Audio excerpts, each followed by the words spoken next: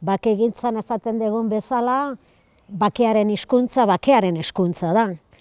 Eta hizkuntzen bitartez harremantzen gara, baina ez bakarrik harremantzen gara, eta aukera berriak egiteko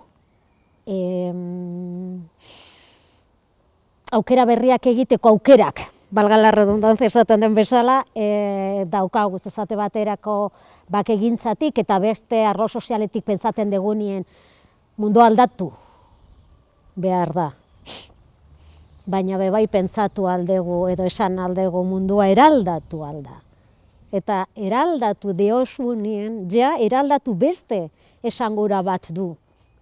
Ez duzu bakarrik gauza bat alde batera isten eta beste bat jartzen, aldatu. Hau, ez, eta hau bai, eraldatu esaten dozunien, esan nahi duzuna da, era berri bat eman.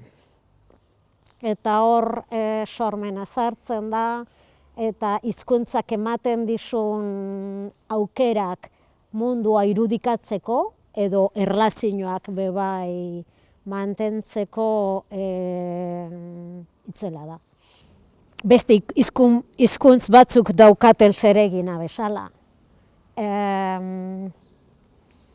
Harremanak erraztea, gauzak azaltzea, irudikatzea, aukerak ematea, esango nuke. Eta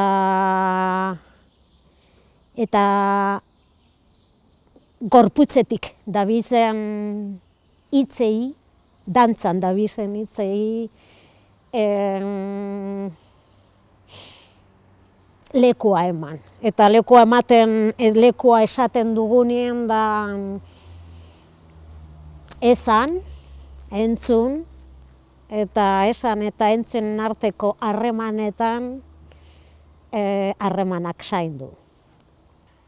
Badagoen moduan ikusita, oraindik mugitzen gara gerra markoetan, marko diskurtsiboetan, eta beste marko batzuk dauzela bai erakutsi behar dira. Eta marko horiek dira bizitzaren zaintzan dauzenak, gure gaitasunak azaldu behar direla bizitzaren zaintza hori egiteko. Orduan, bakegintzaren esparruan bebai behar duguna da jentea hurbildu, aukera ezberdinak daudela esateko, komentatzeko.